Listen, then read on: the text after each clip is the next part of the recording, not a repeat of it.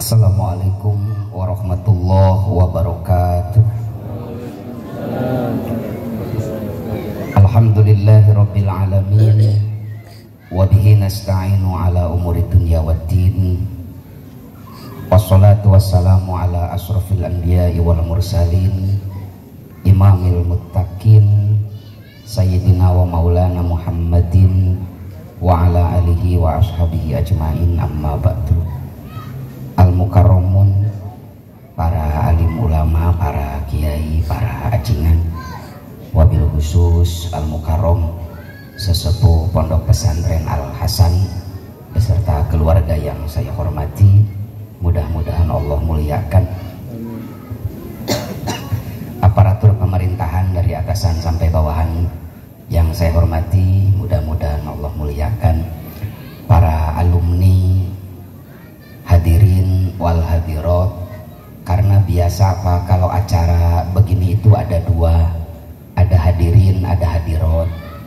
Kalau hadirin itu hadirin di dalam Pak, itu anu di lebet masjid, eta mah hadirin Pak, hadirna di jero. Pami hadirat mah hadirna out di luar. Hadirin wal hadirat rahimakumullah, dalam Sahih Bukhari diriwayatkan suatu malam sahabat Mu'ad bin Jabal sholat isya sendirian di masjid. Selesai takbiratul ihram, datang makmum di belakangnya. Mu'ad bin Jabal tahu ada makmum di belakang, tapi saking semangatnya beliau sholat, di rakaat pertama setelah membaca Al-Fatihah, Mu'ad bin Jabal membaca surat Al-Baqarah. Di rakaat kedua setelah Al-Fatihah, Mu'ad bin Jabal membaca surat An-Nisa. Stres makmumnya Pak. Akhirnya makmumnya minggat, tak selesai berjamaah dengan Mu'ad bin Jabal. Selesai berjamaah, Mu'ad bin Jabal tahu ada makmumnya yang minggat. Amek Pak, terbalik maknya berjamaah kabur. Jika orang Cikampek wae pengajian minggat. Sanes Cikampek iya Kang Idrus, ima Cikampek anu di Amerika. Keesokan harinya sampai kabar pada telinga si makmum tadi bahwa Mu'ad bin Jabal memarahi dia. Merasa malu dimarahi oleh salah seorang sahabat cerdas baginda Nabi. Akhirnya si makmum ini curhat, mengadu kepada Rasulullah Shallallahu Alaihi Wasallam. Ya Rasul, saya itu bukannya tak mau berjamaah dengan Mu'ad bin Jabal, terus kenapa kau minggat? Bayangkan ya Rasul, rakaat pertama baca Al-Baqarah, rakaat kedua baca An-Nisa, saya itu banyak keperluan. Dipanggil Mu'ad bin Jabal oleh Nabi Pak. Ta'al, sini. Benar apa yang disampaikan orang ini Mu'ad, bahwa tadi malam kau mengimami sholat membaca Al-Baqarah dan An-Nisa? Betul ya Rasul. Giliran Rasulullah Pak yang marah kepada Mu'ad. Kata Nabi, anta munafir ya Mu'ad, kau itu penyebab orang lari dari agama Allah. Orang ini tidak mau berjamaah karena terlalu lama kau baca surat di dalam sholat. Kenapa kau tidak baca surat Al-Lail, Ad-Duha, Asy-Syamsi, atau jika orang NU Kulhu barah baca Al-Baqarah Pak? Dari hadis ini ibu bapak, kita bisa mengambil pelajaran. Sholat berjamaah saja jangan terlalu lama, apalagi ceramah Pak. Itu intinya Pak. Ini sudah jam 10 kurang seperempat, kira-kira sampai jam berapa Pak? 12. Jam 12. Sampai jam 12 itu bukan pengajian Pak, penganiayaan. Ibu bapak hadirin sekalian, malam ini kita memperingati dua hal yang berpengaruh terhadap hidup kita. Pertama dan yang paling utama, malam ini adalah malam pertama di bulan Maulid. Kita semua tahu Sayyidul Mursalin rahmatan lil alamin dilahirkan di bulan Mulud, Pak.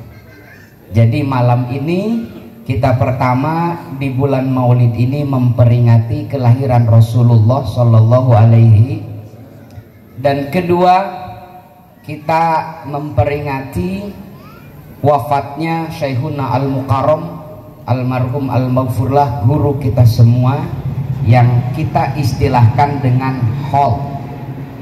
Ada yang berbeda, Pak.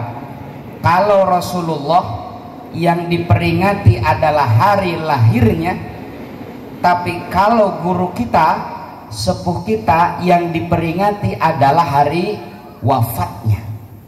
Kenapa, Pak?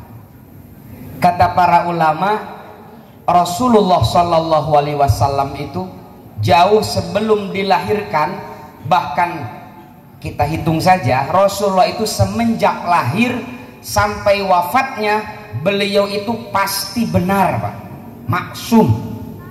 Tapi di luar para nabi yang namanya manusia tidak ada yang maksum. Jadi diperingatinya itu setelah melihat track record dalam kehidupannya.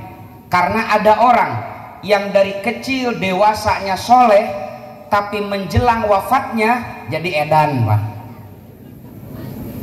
Ada lagi orang yang dari kecilnya salah, pendosa, tapi di akhir hayatnya husnul khotimah, Pak.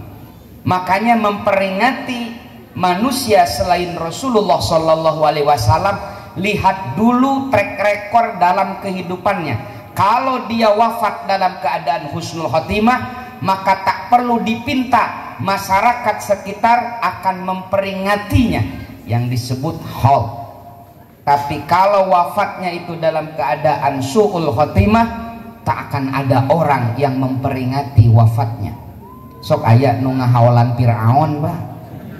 Ayah mual gak ada. Kenapa? Dia itu su'ul khatimah.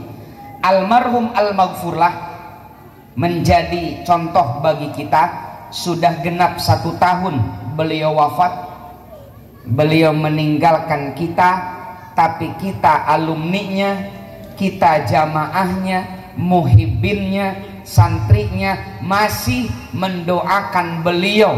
Padahal beliau sudah wafat 1 tahun yang lalu. Kenapa kita rela menempuh jarak yang jauh, kita rela meninggalkan kegiatan sehari-hari untuk hadir di sini dalam rangka mendoakan almarhum Al-Maghfurlah? Ini adalah asar, ini adalah hasil dari perilaku beliau selama hidupnya. Ini menunjukkan bahwa beliau itu wafat dalam keadaan husnul khotimah, wafat dalam keadaan soleh. Buktinya beliau wafat mampu bisa menggerakkan kita untuk taat, Pak. Kita iktikaf di masjid, kita baca Al-Quran, kita baca sholawat yang kita hadiahkan pahalanya untuk almarhum. Beliau sudah wafat pun syariatnya mampu menggerakkan kita untuk soleh, Pak. Apalagi ketika beliau masih hidup. Ini menandakan bahwa beliau itu orang soleh, wafat dalam keadaan husnul khotimah. Sebelum saya panjang lebar, kita akan kaji dulu mana dalil peringatan Maulid Nabi dan haul ini. Meskipun sebenarnya tidak perlu dalil untuk bergembira atas kelahiran baginda Nabi, tidak perlu dalil untuk mendoakan orang yang telah berjasa kepada kita. Cukup perlu hati yang bersih, maka dia akan tergerak untuk merayakan peringatan Maulid Nabi dan memperingati wafatnya almarhum Al-Maghfurlah. Tapi zaman ayeuna mah pa sagala teh kudu aya dalilna, Pak. Di Tasik mah nuju usum cenah bahwa peringatan Maulid Nabi teh eueuh ti dituna. Ngartos bahasa Sunda, Pak? Oke. Da ayeuna mah usum teu aya ti dituna. Padahal lain eueuh ti dituna si eta nu can kadaritu. Karena ayeuna mah usumnya eueuh ti dituna, lain eueuh ti dituna sia can kaditu. Karitaros iraha bade kaditu. membahas maulid dulu, haul dulu. Haul dulu ya, nah, biar nyambung. Ini penting Pak, karena ada satu kitab tebal, judulnya Fathul Majid Bisyarhi Kitab Tauhid, ditulis oleh Abdurrahman bin Hasan bin Muhammad bin Abdul Wahab, pendiri Wahabi itu Pak. Nah cucunya bikin satu kitab Fathul Majid, judulnya mensyarahi kitab karya kakeknya Muhammad bin Abdul Wahab. Di halaman 173 dia menyatakan bahwa peringatan yang selalu digaungkan oleh masyarakat, baik peringatan lahirnya Sayyiduna Muhammad atau peringatan wafatnya seseorang yang terkenal dengan istilah haul, nau'un minal ibadati lahum, itu adalah salah satu bentuk penyembahan terhadap mereka. Kita hari ini berkumpul di sini dalam rangka memperingati kelahiran baginda Nabi dan sekaligus memperingati wafatnya almarhum al-maghfurlah. Mereka tuduh kita sedang menyembah Rasulullah, sedang menyembah almarhum al-maghfurlah. Kira-kira menyembah Rasul musyrik gak Pak? Menyembah manusia musyrik gak Pak? Jadi kata mereka, kita malam ini sedang melakukan kemusyrikan Pak. Ini diadopsi sampai ke Indonesia Pak. Salafi Wahabi itu sekarang ganti nama Pak, Wahana namanya, Wahabi Nasional Pak, di Bekasi Pak, nyata tetangga Karawang lah pusatnya. Nah kita akan jawab pertama, apakah haul ini ada dalilnya? Banyak Pak. Anda bisa cek, ada satu kitab keren ditulis oleh Al-Imam Jalaluddin As-Suyuti, nama kitabnya Syarhus Sudur.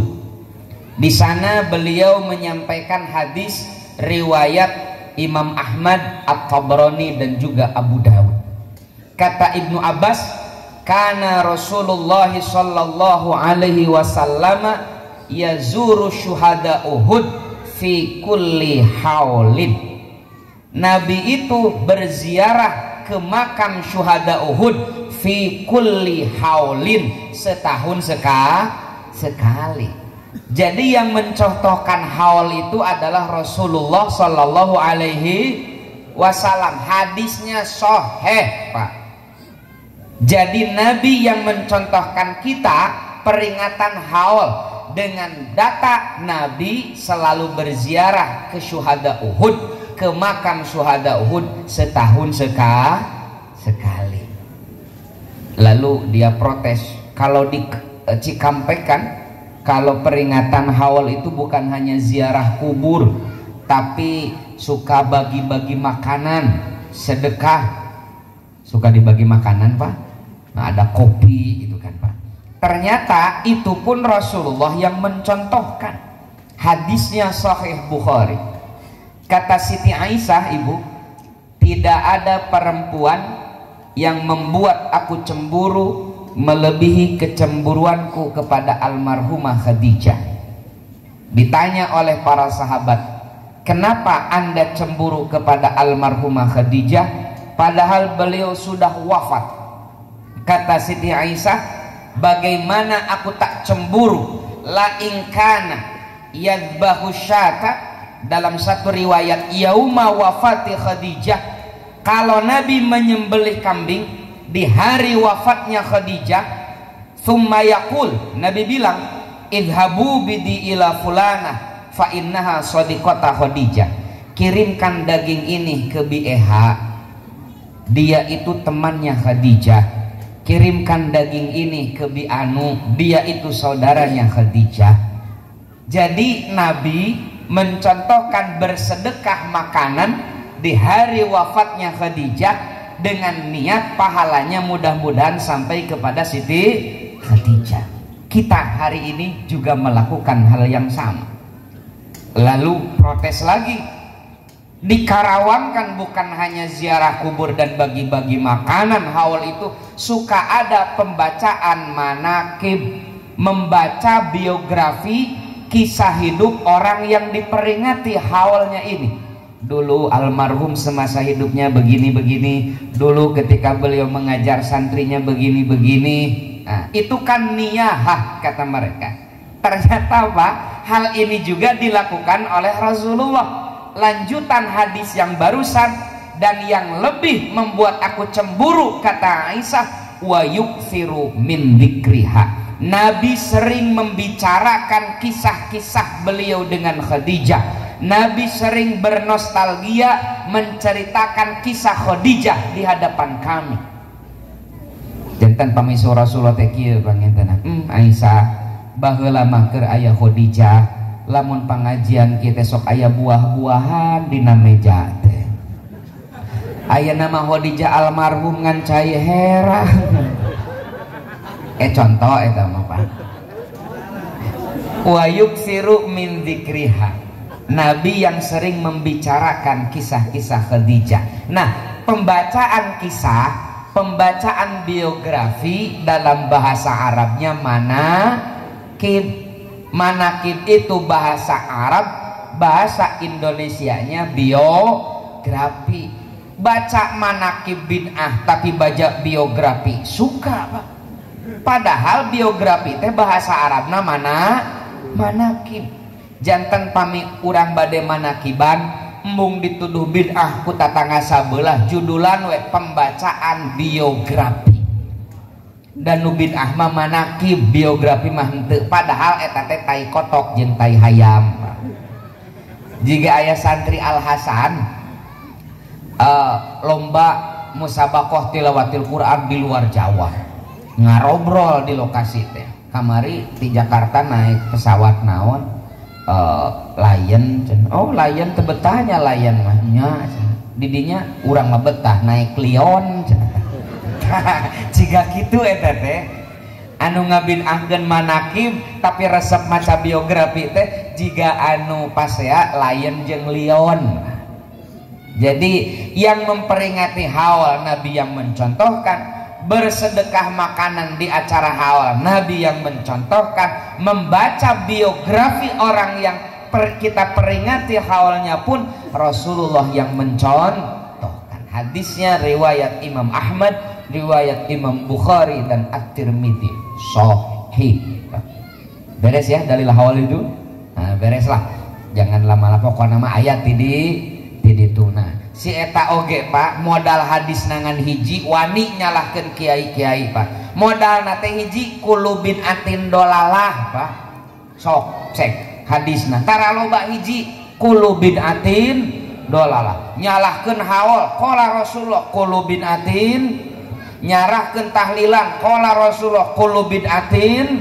Nyalahkeun yasinan qala Rasulullah kulubin atin. Nyalahkeun muludan kulubin atin. Dolalah. Jadi all in one Pak.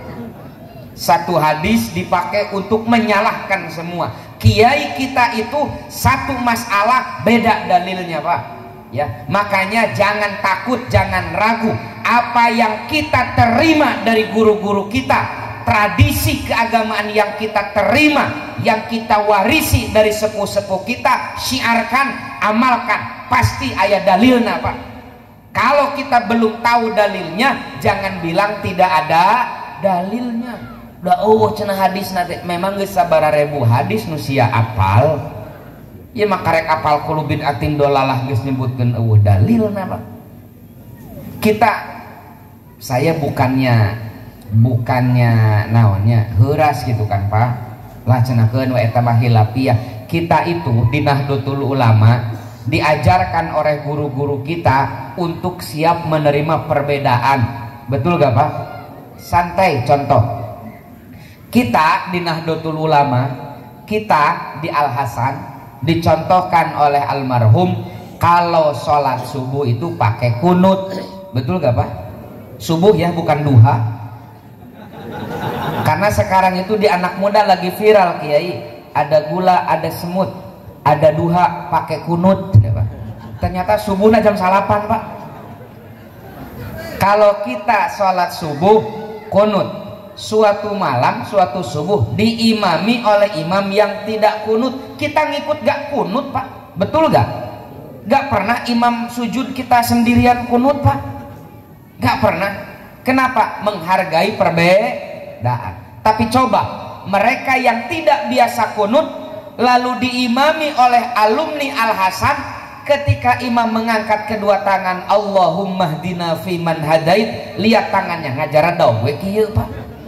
Jadi pertanyaannya, siapa yang tidak menghargai perbedaan? Kita gak pernah memaksa mereka untuk sama dengan kita. Seneng galeh, terseneng tekenging geleh, Pak. Tapi kalau mereka sudah mulai menyalahkan, apalagi menuduh bahwa kiai-kiai kita yang telah mengajarkan keberagaman kepada kita tanpa dalil, namanya diantep, Pak. Ya, sok emosi kieu abi mah Pak. Kemarin viral di YouTube itu, kan dulu itu kalau belajar agama itu baca kitab, qiraatul kutub, Pak. Sekarang itu era teknologi, jadi qiraatul YouTube, Pak. Nah, di YouTube itu ada seorang mubaligh, Pak, doktor gelarnya itu. Dia bilang bahwa tradisi keberagamaan umat Islam di Indonesia sudah banyak yang menyimpang dari apa yang dicontohkan oleh Rasulullah Shallallahu Alaihi Wasallam.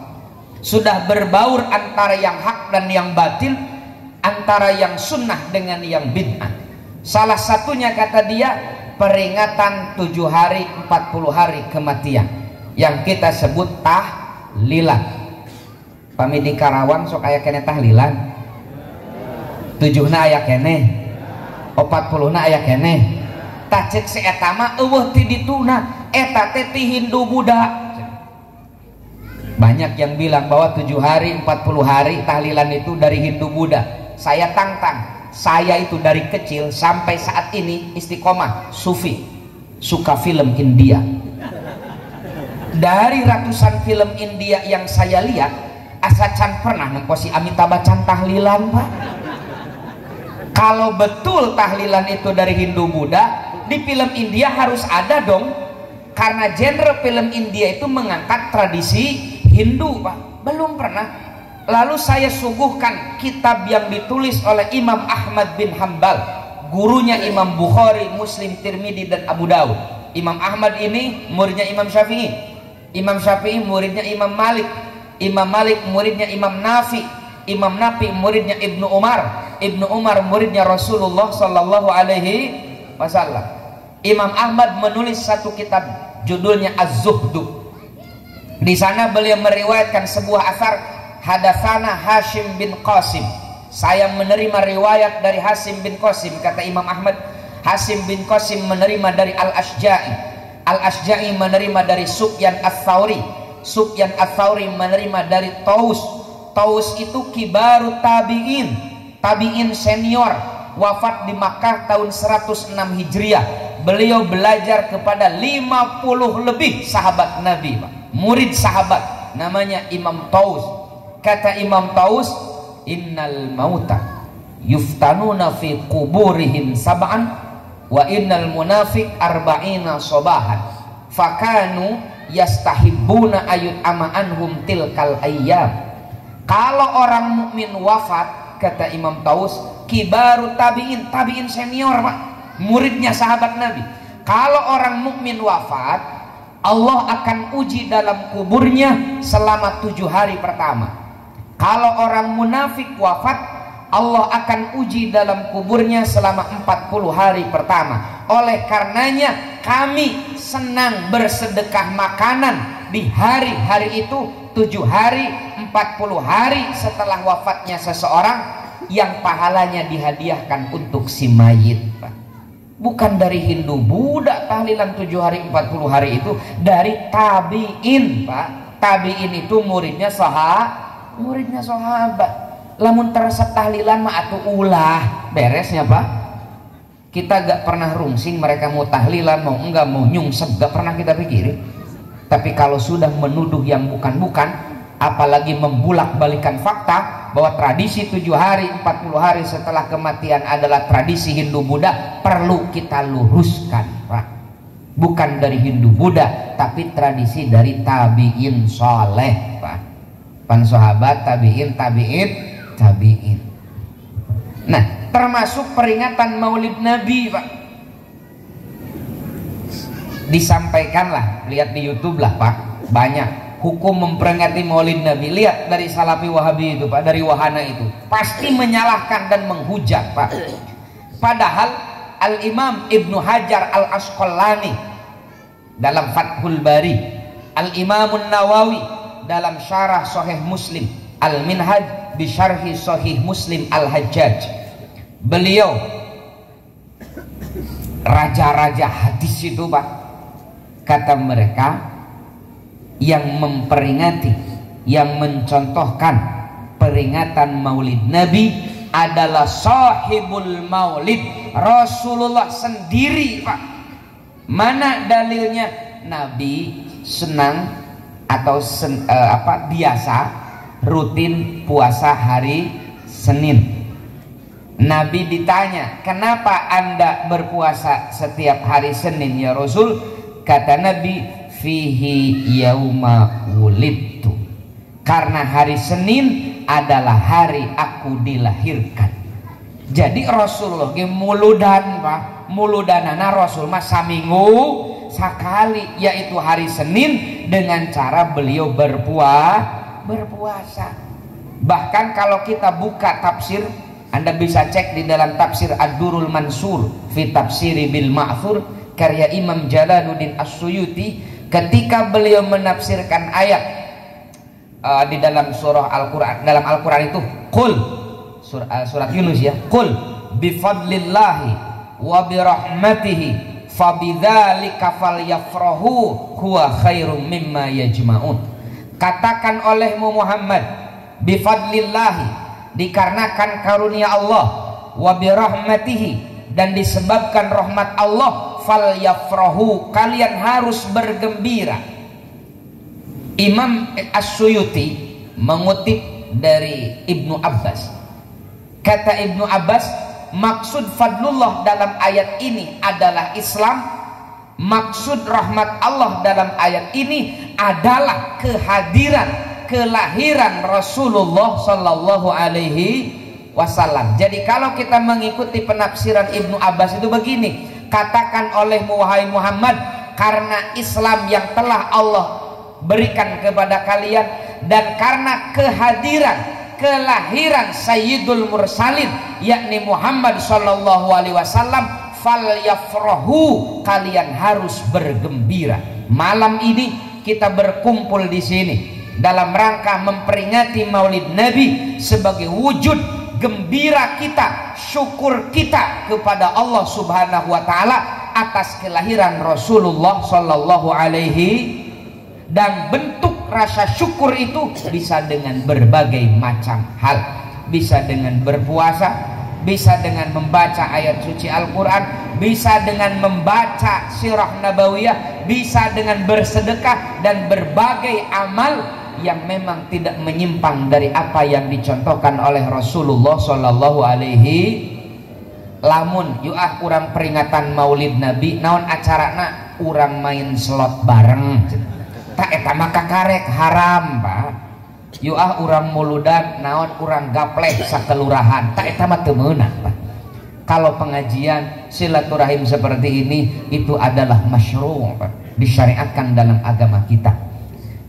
Saya tidak panjang-panjang lah membahas dalil muludan ya. Saya sudah kirim beberapa catatan khusus tentang Maulid Nabi kepada Syekhuna. Nanti bisa di-share mana dalil peringatan Maulid Nabi, ayat Qur'annya mana lengkap dengan tafsirnya, hadisnya mana lengkap dengan syarahnya, kemudian fatwa-fatwa ulama dari berbagai madhab saya cantumkan, saya foto kitabnya, Pak. Bisi pajarkeun bohong gitu kan. Da si eta mah kudu kitu, Pak. Mana dalilna cenanya? Bari si eta ge tara make dalil nyalahkeun urang teh, Pak. Laras teh. Dalilna teh hiji, kullu bid'atin dolalah. Saya pernah diundang di salah satu provinsi lah di Sumatera itu, dialog terbuka. Nah, dialog terbuka dengan wahana itu, Pak. Begitu saya landing di bandara, dijemput oleh panitia. Jadi ketika saya di Batam, Kang Idrus dijemput saya itu beda dengan di Cikampek datang sorangan, Pak. Begitu saya naik mobil panitia, panitianya berbisik sama saya, Kiai hati-hati, lawan debat kiai itu ahli hadis alumni Madinah. Kata saya, santai saja Pak. Lawan kita berdebat bukan masalah menang dan kalah. Ini adalah bagian dari watawasau bil haq watawasau bis sabr. Kalau dalil kita lemah, kalau dalil kita kalah, ya harus legowo, berlapang dada menerima kebenaran lawan debat kita. Santai saja Pak. Cek nah teteh meragukan keilmuan saya. Begitu saya datang di lokasi Kang Idrus, ternyata lawan debat saya itu usianya 4 tahun di atas saya, alumni Madinah, gelarnya LC. Karena beliau lebih tua dari saya suruh beliau presentasi duluan. Ada 7 tema yang kita bicarakan, tentang bid'ah, tentang maulid nabi dan yang lain-lain. Nah, di awal presentasi dan meureun keur debat teh apa? Kudu jami mani cek dina balagoh teh mah, jangan sampai ada celah lawan bicara untuk menyerang. Muqaddimah nawae kan urang masuk ngange bade baru atus tihlal gitu kan, disesuaikan dengan tema. Dia itu pakai bade iktibas lah. Dina Johar Maknun kan al iktibasu ayadun minal kalam Qur'anan au hadisa sayyidil anam. Jadi muqaddimahnya ngutip dari Al-Qur'an. Kata dia, assalamualaikum warahmatullahi wabarakatuh. Salam. Alhamdulillahi rabbil alamin Ar-Rahmanir Rahim Maliki yaumiddin Iyyaka na'budu wa iyyaka nasta'in. Cek sim kuring teh ieu teh rek debat rek taraweh Dia langsung mengatakan Islam itu agama dalil, dan dalil itu adalah Al-Qur'an dan Sunnah. Jadi tidak boleh di dalam Islam kita melakukan sesuatu dalilnya apa? Kata ulama A. Gak bisa di dalam Islam kita melakukan sesuatu dalilnya kata ajengan ini. Gak boleh. Harus apa? Kata Al-Quran dan Sunnah. Panjanglah ngebahas bid'ah kali itu kan dia. Lalu giliran saya untuk menanggapi. Saya sambil geleng-geleng kepala begini. Begini sajalah Ustadz, saya tak mau panjang-panjang mengomentari. Saya ingin tanya saja. Nya kan ulah taklid kan, cuk maneh kan tema pertama tentang taklid. Jadi urang teh ulah taklid harus kembali kepada Al-Qur'an dan Sunnah. Ulah taklid ka ulama A, ulah taklid ka guru A, kudu taklid makana Al-Qur'an jeung Sunnah. Saya ingin tanya saja, kenapa tadi Pak Ustadz baca Malik Yaumiddin mimnya panjang? Beda dengan Malik dalam surah An-Nas, Qul a'udzu birabbin nas, Malikin nas. Kenapa tadi Ar-Rahmanir Rahim Maliki Yaumiddin mimnya panjang? Dia jawab dengan pede, saya mengikuti bacaan Imam Hafiz. Saya jawab, kenapa Anda mengikuti Imam Hafiz, tidak mengikuti bacaan Rasulullah Sallallahu Alaihi? Paham Pak? Mun ceuk kasar mah tong boro-boro eusina sia teh macana wae taklid ka ulama. Ari macana taklid ka ulama menang, ari eusina taklid ka ulama teu meunang. Pan gelo nu kitu teh. Akhirnya dia tahu siapa lawan debatnya. 3 jam kita dialog, 7 tema yang kita bicarakan. Saya menyusun referensi 39 hadis untuk 7 materi itu. Dia mengeluarkan selama 3 jam menyikapi 7 tema tentang taklid, bid'ah, tahlilan dan yang lain-lain. Ngan 2 hiji kulubin atin dolala, kedua al yauma akmaltu.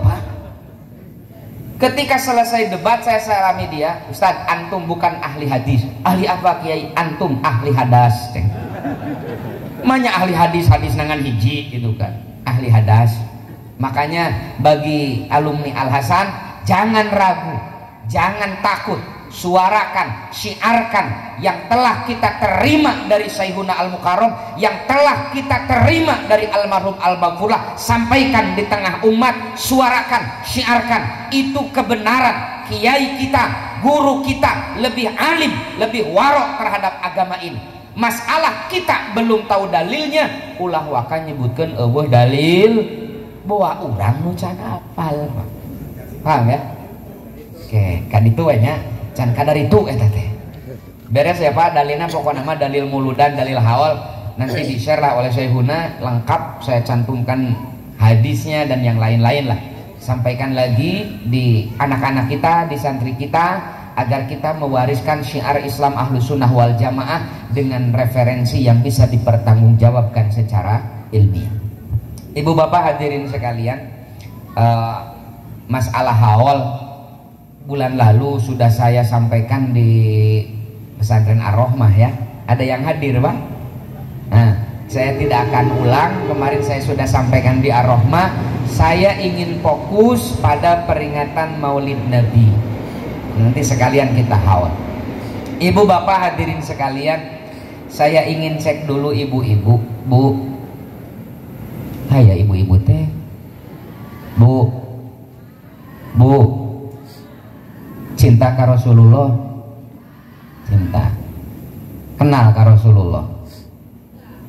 Itu. Ibu cinta ka Rasulullah? Nya cinta. Kenal ka Rasulullah? Nya henteu. Nih ibu-ibu, kalau benar ibu cinta kepada Nabi, biasanya Pak, kalau kita mencintai, mengidolakan seseorang, maka perilakunya, kebiasaannya, bahkan makanan favoritnya kita perhatikan betul. Nih ibu-ibu, kalau benar ibu-ibu cinta sama Nabi, saya ingin tanya, makanan kesukaan Nabi apa Bu? Seblak. Can ayah seblak. Biasanya kalau ditanya makanan kesukaan Nabi, pasti jawabannya kurma. Saya baca hadis-hadis tentang kurma Pak, gak ada yang menyebutkan Nabi seneng kurma Pak. Serius. Hadis-hadis tentang kurma mah informatif. Nabi sering makan kurma ini, Nabi pernah makan kurma ini, kata Nabi kalau makan kurma ini begini. Gak ada hadis bilang Nabi ahabba, sangat menyukai kurma Pak. Satunya hadis yang Nabi disebut ahabba dalam Bukhari, Muslim, Tirmidzi, Abu Daud, ahabba paling dipika suka, paling dicintai, paling digandrungi oleh Nabi adalah ad-duba. Ad-duba teh labu, pamisaur orang Tasik mah waluh. Naon Bu? Bahkan kata Anas bin Malik, kalau Nabi disuguhi makan besar, Nabi pilih dulu waluh napa? Tos seep waluh, baru Nabi mencicipi makanan yang lain. Jadi makanan favorit Nabi teh waluh Pak. Ada di Cikampek naon namina? Waluh Pak. Nah di kita itu Kiai, karena informasi tentang Nabi itu tidak universal, tidak komprehensif, sepotong-sepotong, pokoknya makanan kesukaan Nabi teh korma. Makanya ketika bulan Ramadan penjualan korma meningkat. Pertanyaannya, kalau penjualan korma meningkat, siapa yang untung? Ya petani Timur Tengah. Dari Karangwatu buahan. Coba kalau kita sampaikan hadis sahih ini, bahwa makanan yang paling disukai Nabi itu disebut ahabba dalam hadis-hadis itu adalah waluh Pak. Merenang ekonomi petani orang sedikit terangkat Pak. Jadi Ramadan aya nama sunnah Rasul teh kolak cocok. Cek dalam Sahih Bukhari itu ada satu bab khusus, babud duba, bab waluh Pak. Kata Anas bin Malik, saya perhatikan bagaimana Nabi makan. Ketika Nabi disuguhi makan besar, Nabi pilih dulu labunya, lalu beliau makan. Setelah memakan labu, baru Nabi menikmati makanan yang lain. Dari saat itu kami sangat senang memakan labu, karena kami tahu Rasulullah itu sangat menyukai labu Pak.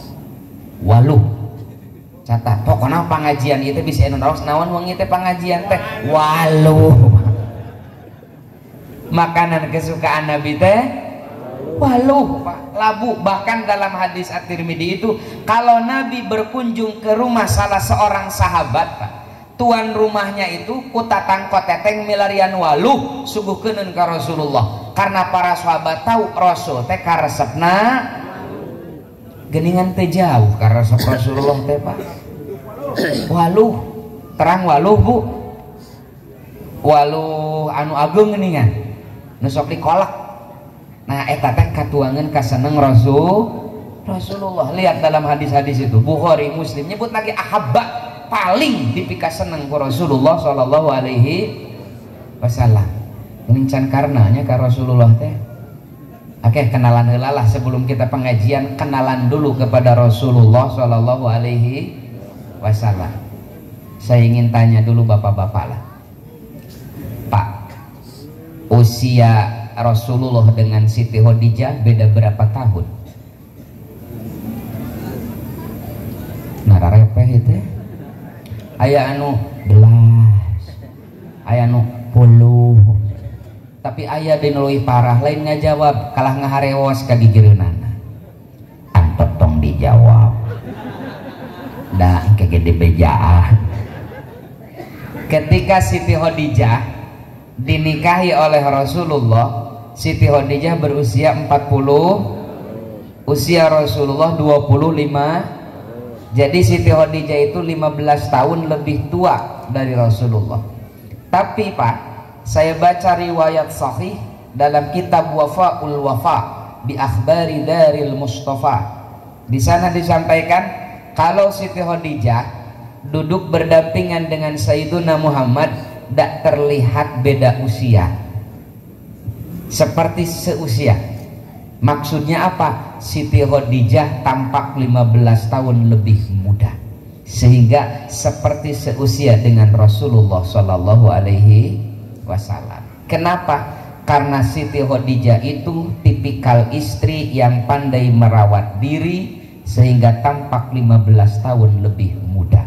Pi contohin ibu-ibu, hari ibu-ibu masa balik nanya. Ibu dengan suami itu beda 10 tahun tuaan suami, dipoto berdampingan dan jika kolot ibu pamisur orang Tasik Manuk itu teh ibu-ibu bermutu bermuka tua. Bu lain seri mikir makalah ngaku habdi pisan. Makanya kayak ibu-ibu contohlah Siti Khadijah, istri yang pandai merawat diri agar suami tidak melirik ke lain. Oke. Terakhirlah kenalan dengan Nabi sebelum kita masuk materi. Bapak Ibu jujur sering mendengar tentang pribadi Nabi itu bergelimang harta atau sangat sederhana, bahkan maaf dikategorikan miskin. Jujur sering mendengar Nabi itu bergelimang harta, hartanya banyak, atau Nabi itu sering ibu bapak dengar sangat sederhana bahkan bisa dikategorikan miskin. Jujur sederhana bahkan sok kalepasan Pak. Rasulullah mah cenah sering ngaganyel patuangan anakku batu karena lapar. Rasulullah mah sampai berbekas pelapah kurma di pipinya karena tidurnya di atas pelapah kurma. Rasulullah itu bajunya penuh dengan tambal, ya beberapa tambal, sok itunya Pak. Jadi Rasulullah itu dicitrakan balangsak Pak. Nah kata Imam An-Nawawi, ini bisa dicek ya dalam kitab Fathus Somadil Alam. Kata beliau, mani takoda annan nabi fakir minal mal, siapa orang yang meyakini bahwa Nabi Muhammad itu miskin harta, dia telah berdosa besar. Dosa besar meyakini Rasulullah itu miskin. Rasulullah itu kaya raya. Bahkan kata Imam Al-Qurtubi, penulis tafsir Al-Jami li Ahkamil Quran, di dalam Al-Quran minimal ada 2 dalil bahwa Nabi Muhammad itu kaya raya. Satu, Nabi haram menerima zakat. Betul gak Pak? Nabi haram menerima zakat, salah satu alasannya karena nabinya orang kaya. Kedua, Nabi dilarang oleh Allah menerima upah dari dakwahnya. Nabi dilarang oleh Allah menerima bayaran dari ceramah-ceramahnya Pak. Tapi catat, yang dilarang itu Nabi ya Pak ya. Ini mohon digaris bawahi, yang dilarang itu Nabi ya. Kenapa dilarang? Wa wajadaka ilang fa'aghna, karena Allah telah mengkayakan Rasulullah Shallallahu Alaihi Wasallam. Nih bulan Maulid ini adalah kesempatan bagi kita untuk mengenal lebih dalam tentang pribadi Sayyiduna Muhammad Shallallahu Alaihi Wasallam. Pertama kita kenal dulu dalam sisi ekonomi. Ini penting Pak. Kenapa? yang gratis dari rukun Islam hanya satu, baca syahadat Pak. Catat, yang gratis dari rukun Islam itu hanya baca syahadat. 4 sisanya perlu dana Pak. Sholat perlu dana? Perlu. Masa sarung dan mukena menunggu pembagian dari caleg Pak? Kan kita yang harus beli. Puasa Ramadan perlu dana Pak? Perlu, karena buka dan sahur tidak ada anggaran dari dana desa Pak. Kita yang harus beli. Apalagi zakat, apalagi naik haji. 51 juta loh ongkos naik haji kemarin itu. Jadi ada rukun Islam yang ongkosnya saja 51 juta. Ini menandakan bahwa umat Islamnya harus peras keringat, banting tulang, mencari rizki sebanyak-banyaknya, mencari harta sebanyak-banyaknya untuk bekal ibadah kepada Allah Subhanahu wa Ta'ala. Kemarin saya buat materi Pak, saya data Rasulullah itu punya unta 5.736 ekor. Nabi punya 10.640 ekor kambing. Nabi punya 14 bidang tanah. Yang di dalam Sahih Bukhari juz ketiga ada Kitabul Musyaqqah, di bawahnya ada bab habsur rajul qutasana ala ahli. Di sana disampaikan 1 kali panen, kata Umar bin Khattab, dari 1 bidang di Bani Nadir, Nabi mampu mengamankan makanan pokok keluarganya selama 1 tahun full. 1 kali panen dari 1 bidang makanan pokok ekonomi keluarga 1 tahun aman. Belum dari 13 bidang yang lain. Nih, di dalam Sahih Muslim, Siti Aisyah ditanya oleh Abu Sama, "Ya Aisyah, berapa mas kawin Nabi untuk istri-istrinya?" Kata Siti Aisyah, setiap istri Nabi diberi mas kawin 500 dirham. 500 dirham itu senilai 213 gram emas murni. 2 on sewang Pak mas kawin istri Nabi mah. Cung di dia nunga mas kawinan pamajikanana 2 ons emas murni. Ayang teh. Berarti Rasul mah teu balang sakieu Pak. Mas kawin istri-istri teh 2 on sewang Pak. Bahkan dalam Syirah Ibnu Hisham meriwayatkan, wa asdaqoha Rasulullah sallallahu alaihi wasallam isyrina bakratan. Nabi itu ketika menikahi Siti Khadijah, Nabi memberikan mas kawin 20 ekor unta. Kalau 1 ekor unta dihargai paling murah 30 juta, kali 20 ekor sudah 600 juta Pak, mas kawin Nabi kepada Siti Khadijah. Terbayang nggak ada pemuda usia 25 tahun mampu memberikan mas kawin senilai 600 juta. Kira-kira pemuda kere, pemuda tajir Pak. Tajir Rasulullah itu. Cung di dia nu baheula mas kawin 600 juta. Nggak ada Pak. Rasulullah itu kaya raya. Saya ketika memaparkan ini di salah satu baznas kabupaten tertentu, saya bukan di komplain sih, setelah acara ada seorang kiai menemui saya. Dia bilang gini, "Jang, nu penting mah dihirup mah bahagia, lain beunghar, da loba nu beunghar ge teu bahagia." Jika benernya Pak, padahal salah lagi 27 jumpalik Pak. Nu beunghar wae cantang tu bahagia, komo nu balangsak. Orang kaya itu tidak bahagia dirinya, paling tidak dia bisa membahagiakan orang lain dengan infaknya, dengan sedekahnya, dengan wakafnya Pak. Lalu ada yang bilang, lah dunia itu tidak akan terbawa mati, harta itu tidak akan terbawa mati. Sering dengar begitu Ibu? Sering dengar begitu Pak? Dijawab oleh Nabi sebaliknya. Justru kata Nabi, dunia itu, harta itu harus terbawa mati Pak. Salah satu hadis yang populer, idza mata ibnu adam in qata'a amaluhu. Kalau manusia mati, selesai amalnya, terputus pahalanya, kecuali dari 3 hal. Yang pertama apa? Sodakoh jariyah. Kata para ulama, sedekah jariyah dalam hadis ini maknanya wakaf. Ari wakaf ku seuri ku harta benda. Wakaf itu bisa dengan senyum, Pak? Tidak bisa.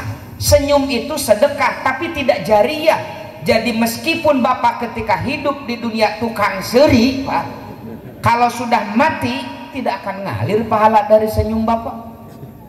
Tapi Bapak Allah anugerahi harta, lalu dititipkan, diwakafkan di pesantren Al-Hasan. Pesantren Al-Hasan mau membuat madrasah, nih wakaf tanahnya dari saya. Tanahnya sudah ada, nih wakaf semen dan bataknya dari saya. Nih saya kasih uang untuk bayar upah. Setelah Bapak mati ratusan tahun, pahalanya akan tetap mengalir selama sedekah Bapak itu masih dimanfaatkan oleh umat. Kita gening harta teh kacanak maot, Pak. Hoyong beunghar. Tuh da ieu malah lemah, Pak. Betah miskin Bapak teh. Diajak beunghar teh dah hese, Pak. Hoyong beunghar kieu. Cek malaikat teh, lah sia mah kismin. Semangat. Nih, ini malam mubarakah. Kita memperingati Maulid Nabi. Kita mendoakan almarhum almarhumah. Malaikat sedang mengaminkan doa kita malam ini. Sing semangat, mudah-mudahan jadi doa. Hoyong beunghar. Nah, begitu. Nah, melempem ibu-ibu mah.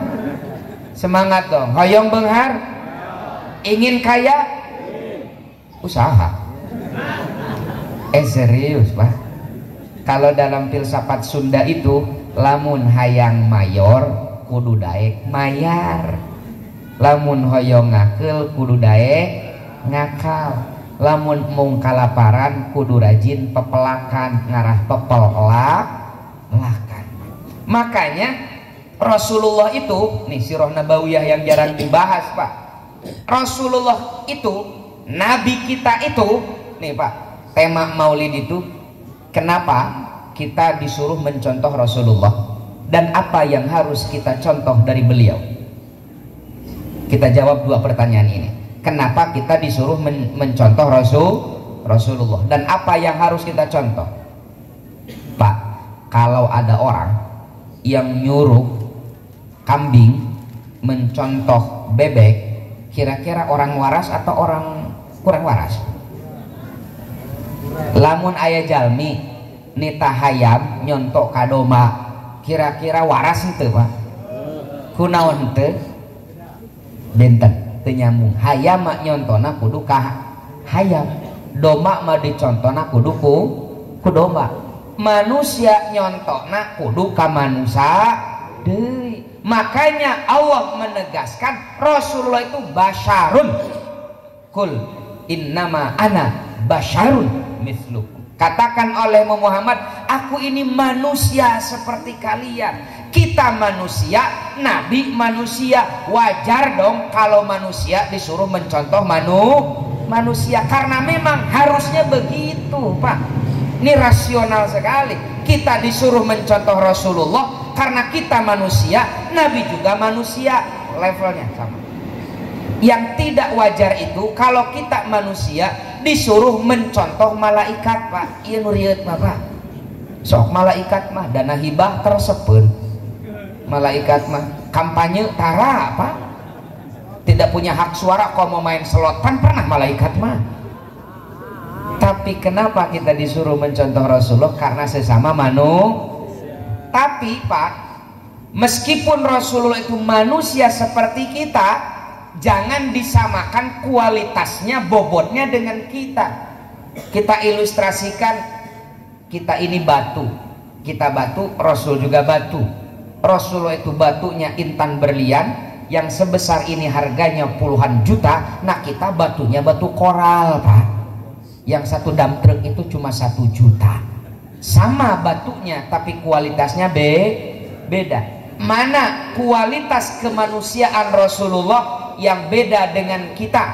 Saya contohkan sedikit saja. Materi detailnya sudah saya kirim ke Syaihuna. Di sana saya detail sekali. Contoh, kita manusia berkeringat.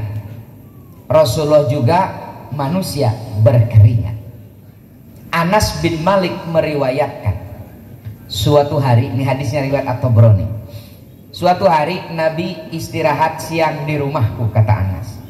Lagi puncak musim panas, keringat bercucuran di wajah beliau. Ibuku, nama ibu Anas bin Malik itu Ummu Sulaim. Ibuku mengambil kain lalu ngelapan keringat Nabi, lalu diperut, ditampung dalam botol. Rasul terbangun. Madza fa'alti? Apa yang kau lakukan wahai Ummu Sulaim? Kata Ummu Sulaim, saya mengumpulkan keringat Anda ya Rasulullah dan saya tampung di dalam botol, akan saya gunakan sebagai parfum karena keringatmu lebih harum dari semua parfum yang pernah aku cium. Benten Pak? Hari keringat bapak-bapak? Nah, sebiannya ku nyaliranya. Kedua, kita berdarah, Nabi juga berdarah, tapi darah Nabi itu suci. Disampaikan dalam hadis sahih, suatu hari Nabi dibekam, diambil darahnya Pak. Setelah darah Nabi keluar dalam mangkuk, Nabi meminta Abdullah bin Zubair untuk membuangnya. Abdullah, sini, tolong kau buang darahku ini di tempat yang gak ada orang lihat. Siap ya Rasul. Datang ke pojok sana, ada banser yang sedang jaga Pak. Jadi kata Nabi jangan ada yang lihat. Lompat ke ditu ayah ibu-ibu muslimat kerwiridan Pak. Akhirnya oleh Abdullah bin Umar itu menyelinap di belakang rumah Nabi, diminum darah Nabi itu Pak sampai bersih. Lalu datang ke Nabi mengembalikan mangkuk itu. Ya Rasul, sudah aman? Aman ya Rasul. Diinumnya. Gening terang ya Rasul. Tadi nak kumis narapal saware. Iya ya Rasul, ku abdi dieueut katanya. Kata Nabi, kau akan menjadi fitnah bagi manusia dan manusia akan menjadi fitnah bagimu. Selama Rasulullah hidup, para sahabat tak memperhatikan apa makna perkataan Nabi ini.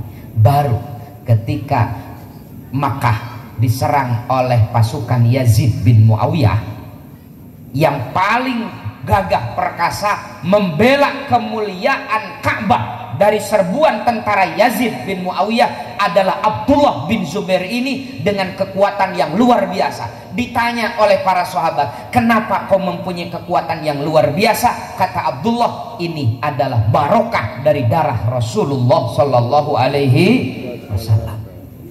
Ketiga, kita manusia suka buang air kecil. Rasul gejalmi sok kahampangan. Diriwayatkan di dalam hadis riwayat At-Tabrani, suatu malam kata Ummu Salamah istri Nabi, Nabi bermalam di rumahku. Sebelum tidur beliau buang air kecil. Buang air kecil, air besar zaman Nabi itu belum musim toilet Pak. Kalau buang air besar, air kecil itu biasanya langsung di tengah padang pasir Pak, atau diwadahi pakai botol kecil jika pispot. Nabi buang air kecil di dalam botol, lalu beliau tidur. Sebelum subuh beliau bangun mau buang air kecil, beliau ambil botol yang semalam kosong Pak. Maka mana itu? Kata Ummu Salamah, apa gerangan yang terjadi wahai Rasul? Kata Nabi, peuting teh asa beser tapi kosong. Kata Ummu Salamah sambil tersenyum, lah diminum mungkin sama barokah. Kalau Bukhari nyebutnya barokah, kalau Abu Dawud bacanya birkah. Pembantu Ummu Salamah. Lah ya Rasul diminum oleh birkah. Kata Nabi, coba japri birkahnya ke sini. Japrilah birkahnya. Kata Nabi, birkah, benar kau minum air kencingku ini? Sumuhun ya Rasul, wangi tetos hawal ti Al Hasan haus. Saya minum. Kata Nabi, neraka tidak akan berani membakar bagian dari tubuhku. Makanya dari hadis ini kata Imam An-Nawawi, sepakat madhab Syafi'i bahwa apa yang keluar dari jasad Nabi suci. Air kencing kita najis, air seni baginda Nabi suci. Buktinya diminum oleh birkah, Nabi tak marah. Darah kita najis, darah Nabi suci. Buktinya diminum oleh Abdullah bin Zubair, Nabi tak marah. Banyak lagi lah hadis-hadisnya saya cantumkan rambut Nabi. Jadi Nabi itu Pak, kalau beliau dipotong rambut, beliau bagi-bagikan rambutnya itu kepada sahabat, dan para sahabat menyimpannya sebagai tabaruk kalau istilah kita, mengambil berkah. Makanya di Museum Topkapi di Turki masih tersimpan rambut ubun-ubun Rasulullah Shallallahu Alaihi Wasallam. Dari mana? Itu dari Khalid bin Walid.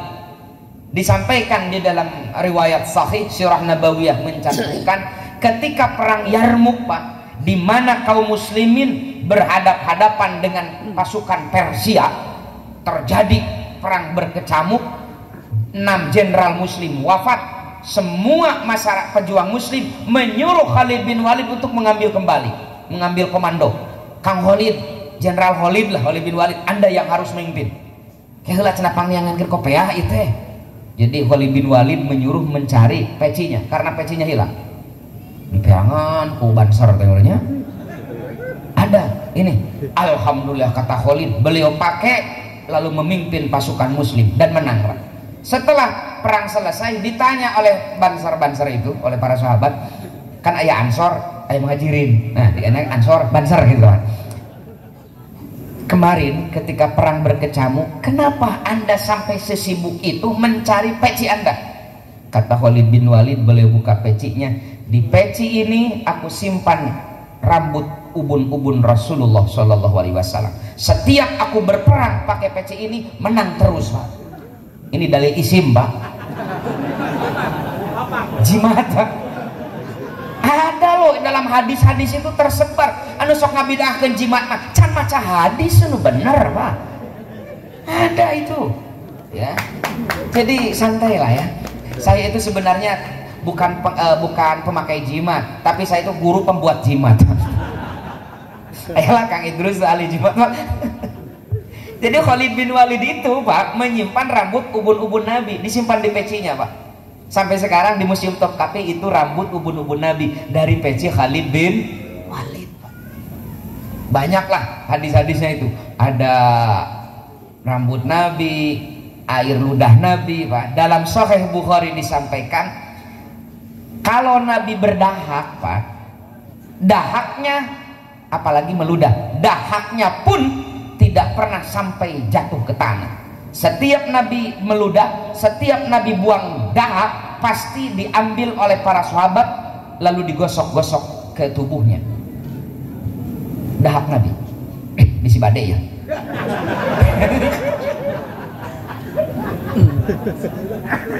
Dahak Nabi.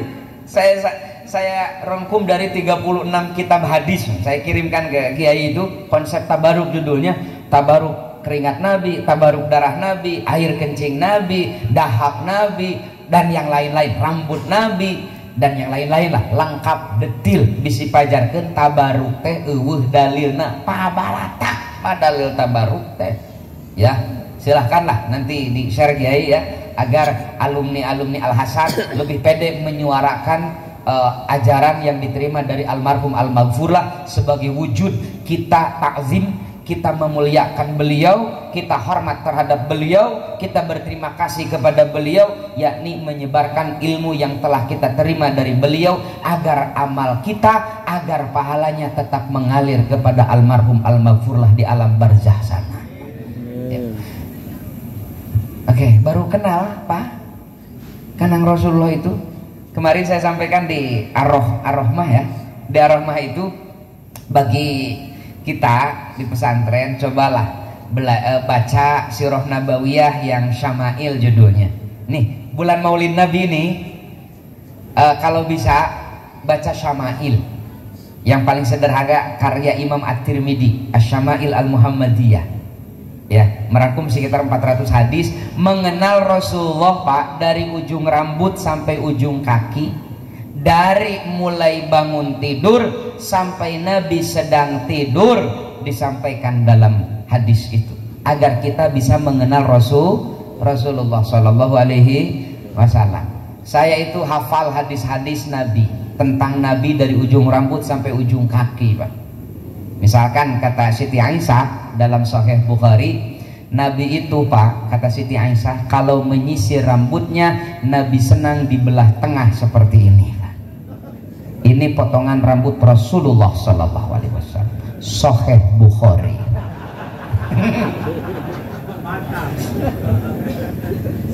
Coba MC, mana MC itu? Nah coba MC Pak pengersa buka pecina. Nah itu mah potongan Abu Jahal.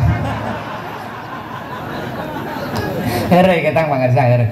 Jadi Nabi itu kalau menyisir rambutnya senang dibelah dua, ya. Nah, lalu kata Aisyah, ketika Nabi wafat dalam hadis Tirmidzi, di rambut beliau terdapat tidak lebih dari 20 lembar uban, sisanya hitam. Jadi Nabi ketika wafat, uban di kepalanya cuma 20 lembar, tidak lebih, kata Aisyah, sisanya hitam. Ini penting disampaikan kepada umat, Pak. Bisi aya urang Cikarang, yang mana teh? Urang Cikampek viral di media sosial teh, ngaku ngimpi pepenak sareng Nabi. Kan kalau bertemu dengan Nabi dalam mimpi itu benar, Pak. Kata Nabi, ditanya oleh kiai itu, "Kang, bermimpi dengan Nabi?" "Demi Allah, benar. Saya mimpi bersama Nabi." "Bagaimana potongan Nabi itu?" "Kiai, rambutnya nyeplak bodas. Kehet eta mah Ganjar Pranowo. Lain Rasulullah."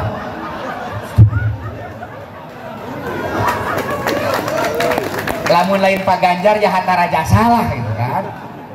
Nebodas kabeh mah. Dan Rasulullah mah ubannya cuma 20 lembar, Pak. Kan itu penting. Kedua, kata Abdullah bin Umar, ketika Nabi wafat, di jenggot beliau terdapat 13 atau 14 lembar uban, sisanya hitam. Ketika Nabi wafat nih, di jenggotnya itu cuma ada 13 atau 14 lembar uban, sisanya hitam. Nah, ibu-ibu pulang dari pengajian, lihat gado salaki. Lamun dina janggot teh geus aya 12 lemar, nu bodasna teh. Komong geus aya 13 lemar, hati-hati. Bagaimana suami saya itu sudah putih semua jenggotnya, tak eta mah kadaluarsa. Dan Rasulullah mah janggotna kuisna mung aya 14 lembar. Terus biar cepet lah. Ini apa, Pak? Caru.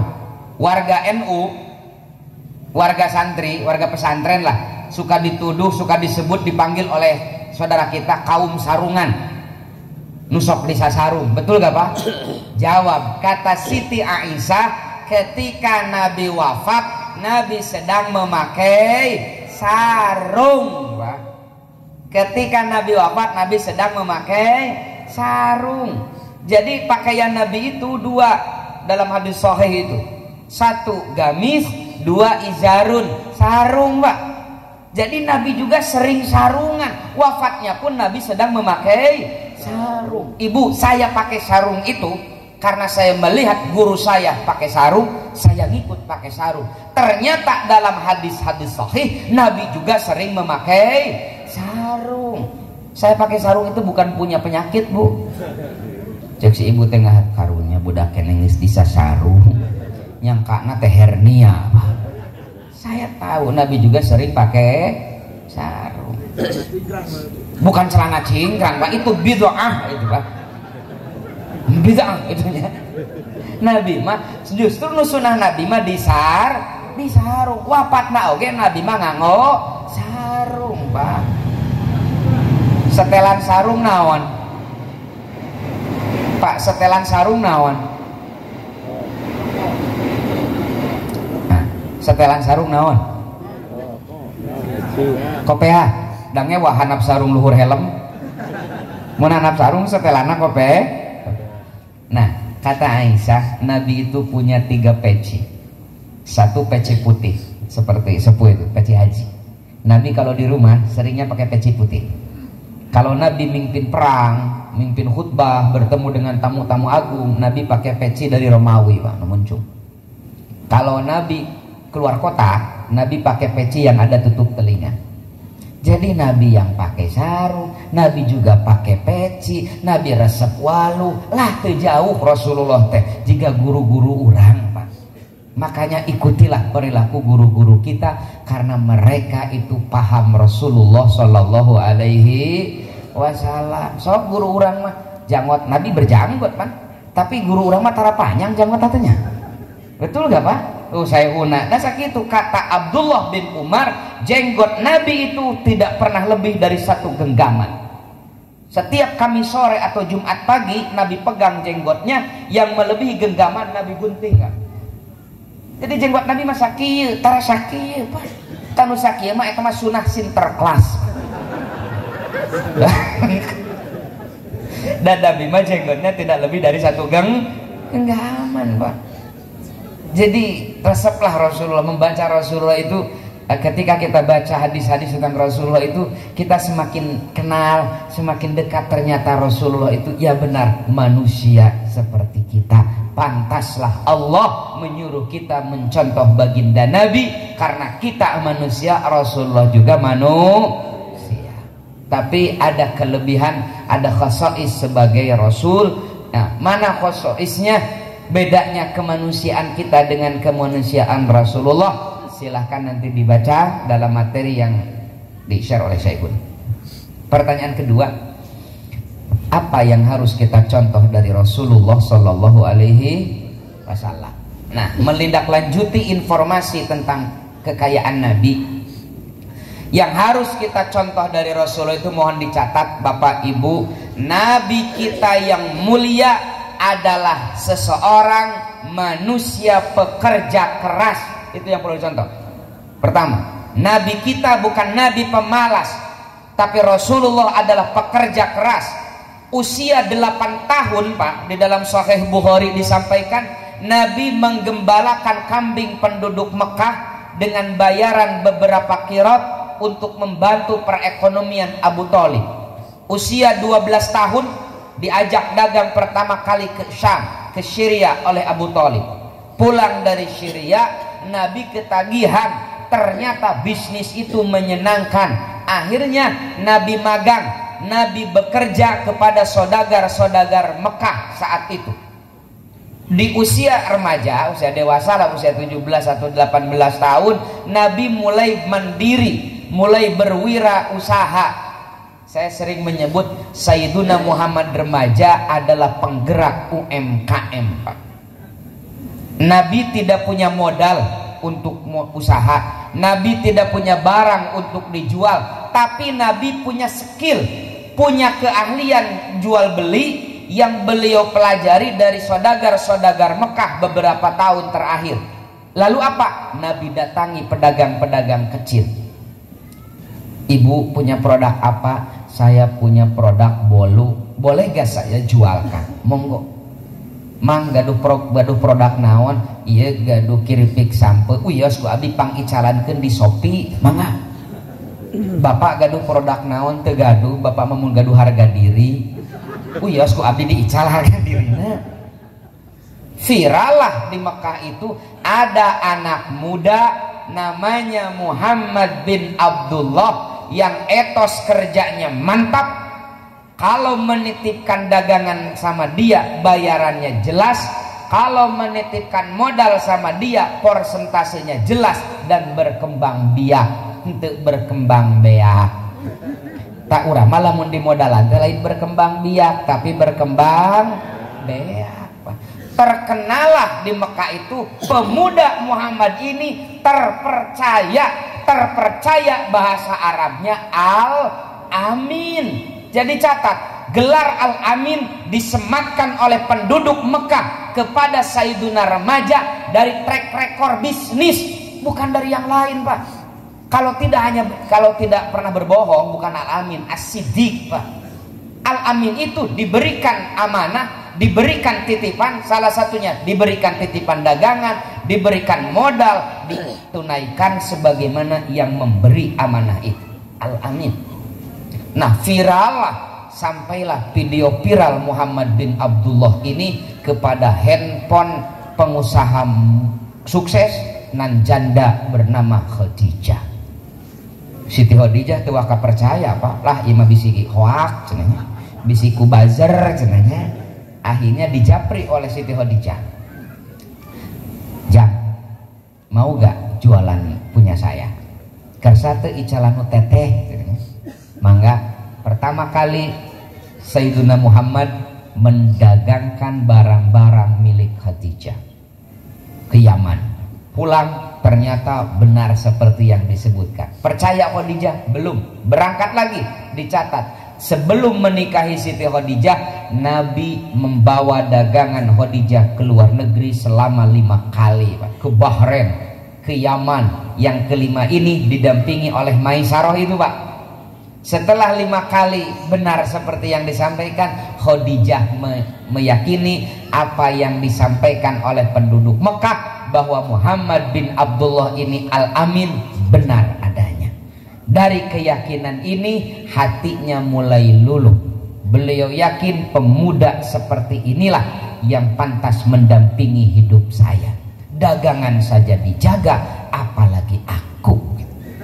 Akhirnya 2 orang terbaik ini menikah. Nah, ketika menikah di Siti Khadijah, Nabi menyerahkan mas kawin 20 ekor Jadi kaya Rasulullah. Catat Pak, jangan sampai ada anggapan Nabi itu dibiayai oleh Khadijah.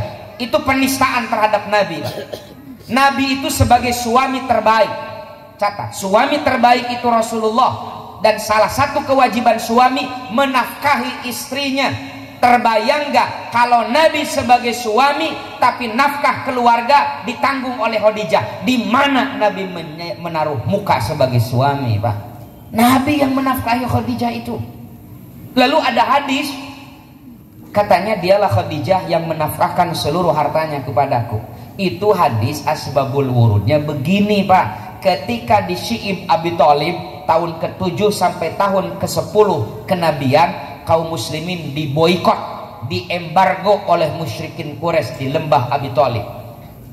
Harta kaum muslimin habis, termasuk harta Rasulullah. Suatu hari Nabi sedang termenung bersedih hati. Datang Khadijah, "Kang, kenapa kau galau begitu?" Kata Nabi, "Kau juga tahu ini musim pacaklik. Hartaku sudah habis untuk BLT kaum muslimin. Tinggal harta kita, harta gono gini, tinggal harta kita." Nabi bilang, "Kalau aku ambil harta kita, hartamu akan terpakai. Aku malu padamu. Kalau tidak aku pakai, aku malu sama Tuhanku." Rasulullah itu malu, Pak, menggunakan harta gono gini. Bukan harta Khadijah loh, harta gono gini. Rasul punya hak di sana, tapi malu, takut-takut harta Khadijah terpakai, Pak. Nabi itu malu, Pak. Lalu kata Abu Bakar, Khadijah mengumpulkan para sahabat, lalu cincinnya, emasnya dibuka, sertifikatnya dibawa, saksikan, ini hartaku, aku serahkan kepada suamiku. Beliau boleh memanfaatkannya atau menelantarkannya. Monggo, abdi mah teu gaduh-gaduh. Harita, Pak. Lain ti awal nikah dijamin ku Siti Khadijah, Pak. Penistaan terhadap Nabi itu. Ya. Kami suruh istilah Sunda teh mah, jika Rasul teh nyalinung kagelung, terang nyalinung kagelung. Ya, pangeretan, Pak. Makanya para kiai mah, ibu-ibu nih rahasia, para ajengan itu suka bercanda, "Yuk orang neangan Khadijah." Jadi janda kaya yang bisa dipakai hartanya untuk kepentingan dakwah. Jigana Nabi teh kitu, naudzubillahi min. Nabi itu bandiri, Pak, kaya, pekerja keras. Ya, bahkan di dalam hadis riwayat Imam Al-Hakim, tidak ada nabi yang nganggur. Semua nabi itu pekerja keras. Semua nabi itu punya pekerjaan tetap untuk memenuhi kebutuhan ekonominya. Kenapa? Allah tak rela, Allah tak ridho kalau para kekasihnya hidup dari pemberian umatnya. Allah tidak menjadikan para nabi sebagai beban bagi umatnya. Makanya para nabi itu pekerja keras, punya takasaban, Pak. Disampaikan dalam hadis itu, Nabi Adam petani, Pak. Petani. Terbayang oleh kita, Nabi Adam turun dari surga. Di dunia belum ada siapa-siapa, Pak. Belum bisa COD-an, Pak. Untuk memenuhi kebutuhan, Nabi Adam bercocok tanam. Nabi Idris penjahit. Tapi jangan membayangkan punya mesin jahit hijinya. Bari kukuringan Nabi Idris teh tulisan permak lepis. Kalau istilah sekarang, Nabi Idris itu pengusaha garment, punya konveksi. Nabi Daud itu pengusaha logam, ulah pandai besi, ya, pengusaha logam. Jadi dalam Al-Quran disampaikan wa alanna lahul hadid. Daud itu mampu melunakkan besi. Urang mah ngabayang Nabi Daud teh jagoan besi gede emplek-emplek lain. Maksudnya Daud itu profesinya mengolah biji besi menjadi barang-barang yang bernilai ekonomis. Contoh dalam Al-Quran, Daud disuruh oleh Allah membuat 300 rompi anti peluru, kalau istilah kita itu baju besi. Jadi Nabi Daud itu kalau sekarang komisaris PT Pindad, Pak, mengolah biji besi menjadi tank baja ya. Rasulullah pedagang, Nabi Zakaria penjual kayu bakar. Kalau sekarang Nabi Zakaria itu punya pangkalan gas LPG, Pak, punya pom bensin. Contohnya pom bensin ya, bukan pom mini ya. Gak level masa Rasul pom mini, Pak, pom bensin. Jadi para nabi saja bekerja. Ini nabi bukan, tapi nganggur, kan stres, Pak.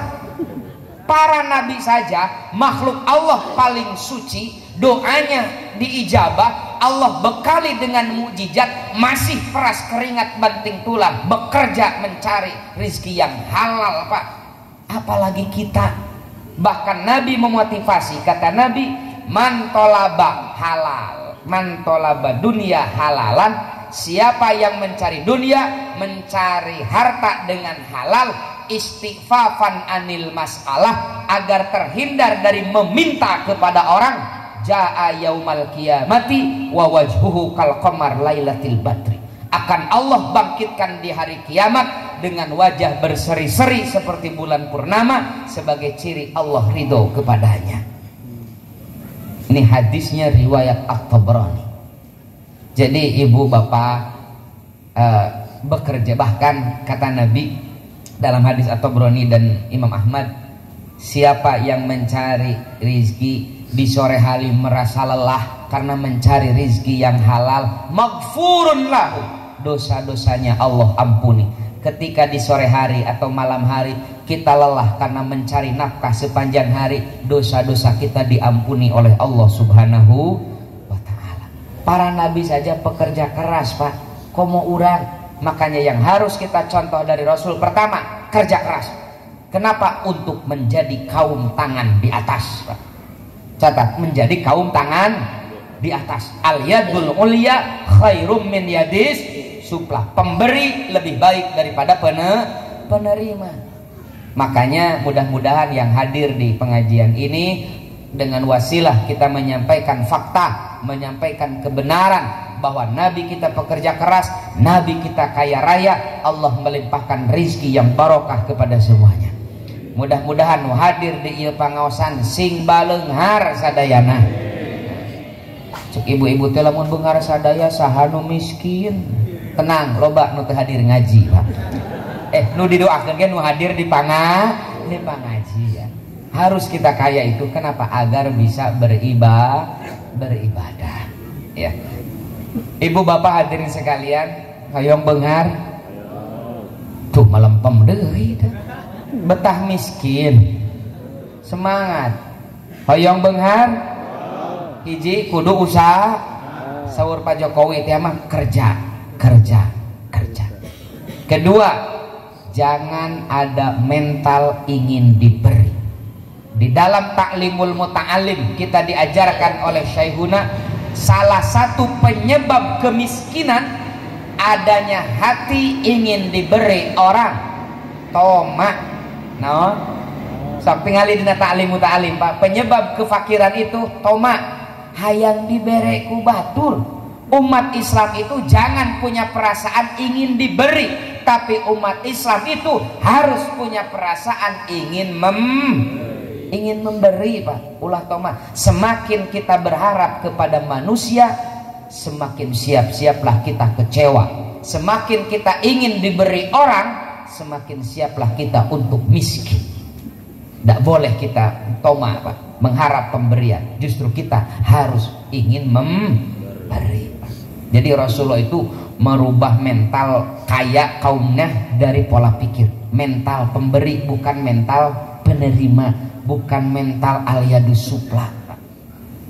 Jadi nu kadua ngara beunghar mah ulah hoyong dibe, ulah hoyong diban, tapi kudu hayang ngabang. Misalkan ibu, kebetulan ada tiket mas, ada 3 lagi umroh maulid. Kalau saya bagikan ke yang hadir mau gak Pak? Mau gak Bu? Memang mentalnya sudah mental miskin Pak. Nih lidah saya belum kering. Kalau ingin kaya jangan ingin diberi, tapi ingin memberi. Hoyong umroh, hoyong, kenapa? Memang mentalnya sudah miskin Pak. Kita rubah, pan judulnya ge misalkan, ari misalkan Pak, nyaan eta teh. Laras kan misalkan di awalnya tadi, misalkan Pak. Hoyong umroh, hoyong diumrohkeun alim. Abdi mah hoyong ngumrohkeun batur. Hoyong umroh ku sorangan bari hoyong ngumrohkeun batur. Cenah aya nu ngumrohkeun alhamdulillah. Dan nu dosa mah hayang dibere. Lamun aya nu mere mah ulah ditolak Pak. Dan nu dosa mah hayang dibere. Nih Rasulullah itu merubah mental umatnya dari mental penerima menjadi mental pemberi. Inilah mental orang kaya, karena umat Islam itu harus kaya. Dalam hadis riwayat Imam Muslim, Rasul mengatakan Allah sangat mencintai seorang mukmin yang bertakwa dan kaya raya. Dengan kekayaannya dia bisa berbuat banyak. Karena kata Sayyidina Ali, maqamaddin illa bil mal, agama tidak akan tegak tanpa dukungan dana Pak. Coba kita mau silaturahim, mau haul seperti ini, mau mendoakan guru kita, cukup ku istighosah hungkul, kemudian malaikat Jibril mau sound system, kudu duit Pak. Kita mau membangun masjid, mau membangun asrama, mau membangun madrasah, cukup dengan istighosah saja. Menanti malaikat datang membawa semen dan besi Pak? Gak. Harus ke toko material. Pertanyaannya, apakah toko material mau dibayar dengan surat Al-Ikhlas? Harus berduit. Makanya umat Islam harus bekerja agar menjadi tangan di agar bisa memberi, menolong yatim piatu, menyantuni fakir miskin, menyantuni janda tua. Catat, janda tua yang harus disantuni itu. Mohon dicatat, janda tua, janda muda itu jangan disantuni, modus itu. Koleksi janda muda mah. Janda viral. Jadi yang harus kita contoh dari Nabi, satu, etos kerja.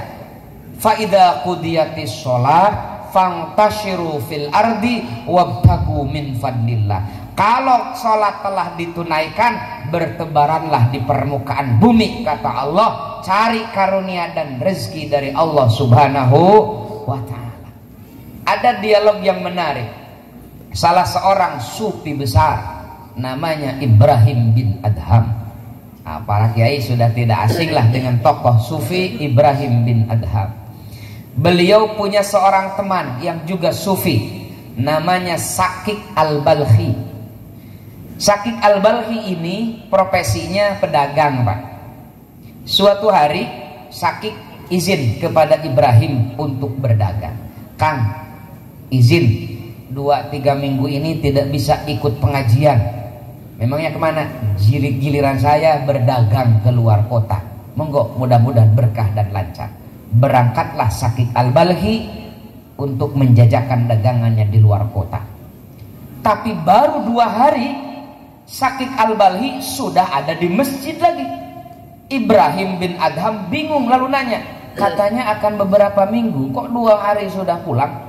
Kata Syakik al-Balkhi, begini Kang, setelah saya berangkat di tengah padang pasir ada badai pasir.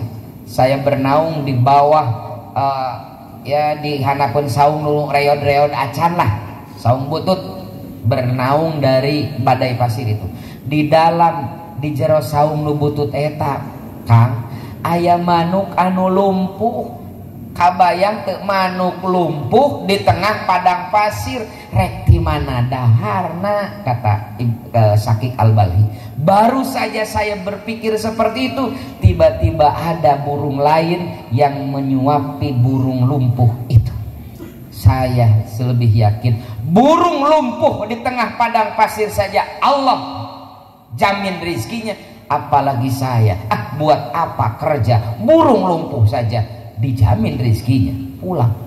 Kata Ibrahim bin Adham sambil tertawa, kenapa kau berpikir ingin seperti burung lumpuh itu, tidak berpikir ingin seperti burung yang menyuapi burung yang lumpuh itu.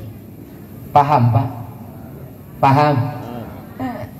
Bagus mana yang disuapi atau yang menyuapi? Bagus mana yang memberi dengan yang menerima?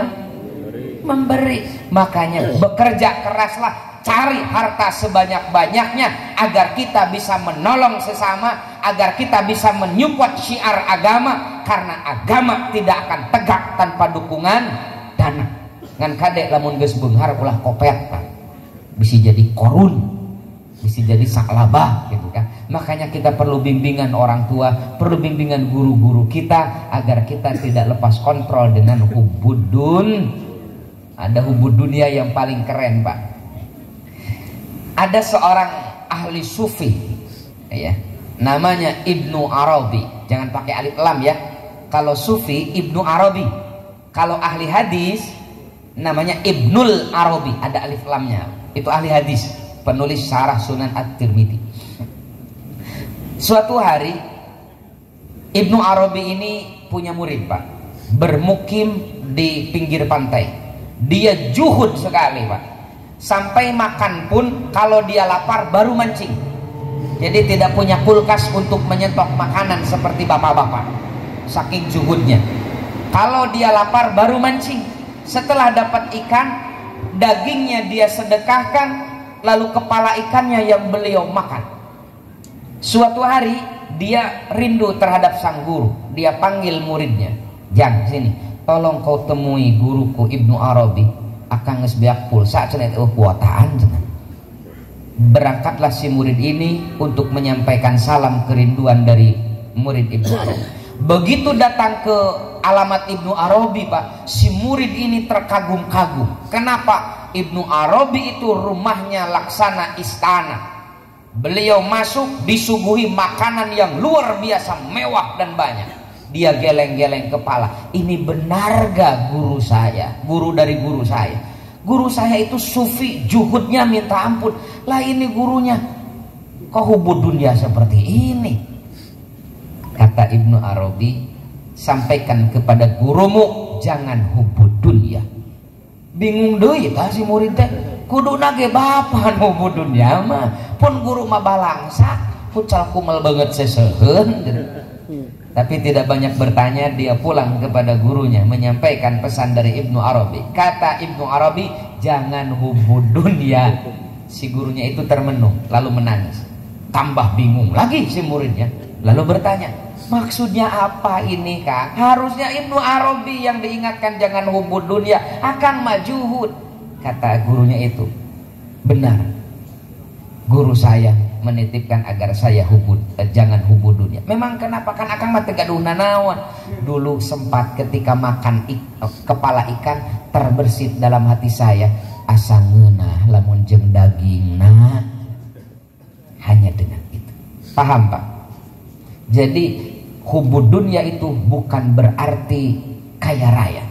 Zuhud itu bukan berarti miskin papa Pak. Tapi hubud dunia itu ada di dalam hati kita. Dunia itu ada di tangan kita, tapi tidak masuk di hati kita. Itu yang topan. Urang masa balik nah. Jadi usahakan mobil di nagarasi, sawah ya di sawah, tarang ngilu kana hate. Tah urang mati balik di nagarasi eueuh mobil, tapi dina hate hayang mobil Pak. Eta hubud dunia Pak. Tinggal di Sufi Agung ada namanya Abu Hasan Asy-Syadzili, pendiri Thariqah Syadziliyah. Beliau itu terkenal kaya raya. Pembantu rumah tangganya saja 25 orang. Cung di dia pembantuna 25 orang. Nanti Abu Hasan Asy-Syadzili punya murid Abul Abbas Al-Mursi. Abul Abbas Al-Mursi punya murid Ibnu Athaillah, penulis hikam. Ibnu Athaillah itu Syadziliyah. Makanya lihat doa-doa di akhir hikam itu Syadziliyah banget Pak. Nah, Imam Abu Hasan Asy-Syadzili itu sufi besar kaya raya. Beliau tidak mau ceramah keluar rumah kalau pakaian dan kendaraannya tidak menyamai gubernur Pak. Suatu hari ditanya oleh muridnya, Ya syaihi, wahai guru, anda itu supi agung, supi besar, tapi pangapunten jika nuhu budun ya cenah akang teh. Mobil alus, sarung alus, merekna BHS, kan urang BH tanpa S gitu kan. Saubudun. Kata Abu Hasan Asyadili, "Hei, libasi yaqul, pakaianku bicara kepada manusia." Pakaianku ini ngomong kepada manusia, ana ghani fala tarhamuni, saya ini kaya, tak usah kalian kasihani. Jadi menjaga gengsi, menjaga diri dari toma itu dengan memakai pakaian yang bagus agar manusia tidak berbelas kasihan. Tak urang masa balikna, libasi yakul ana fakir parhamuni. Pakaian kita itu bicara sama masyarakat, abdi teh balangsa, abdi teh kismin, tolonglah saya. Kan orang mah gitu, Pak. Kok mau ngelek proposal, Pak? Wah, itu mah parah deh. Ini penting, kita jaga hubud dunia itu bukan berarti kaya raya, dan juhud itu bukan berarti miskin papa. Juhud yang bagus itu adalah kaya raya, tapi dalam hatinya tidak pernah berpikir harta itu. Takorup we ka Allah. Tadi urang mah beunghar henteu gitu kan, tapi hubud dunia kan eta mah teu dunia teu akhirat, Pak. Makanya banyaklah kalau Bapak ziarah ke makam Imam Syafi'i di Pustat di Mesir itu. Pustat itu kalau dari Cikampek lurus belok kiri, Pak. Dulu Syekh Abdul Qadir Al-Jilani qaddasallah berziarah ke makam Imam Syafi'i. Imam Abdul Qadir Al-Jilani kaget, Pak, melihat masyarakat di sekitar makam Imam Syafi'i miskin-miskin, Pak, balangsak. Lalu beliau mengeluarkan uang membeli tanah sekitar 10 hektar, lalu beliau wakafkan untuk mereka yang tidak punya rumah. Nih, tanahnya saya wakafkan, pakai rumah untuk kalian. Sampai sekarang di tanah itu berdiri rusun, Pak, rumah susun, ditulis Auqaf min Syekh Abdul Qadir Al-Jilani. Wakaf Syekh Abdul Qadir Al-Jilani. Kaya raya eta teh waliullah, Pak, supi agung baleunghar. Namanya orang kere, Pak.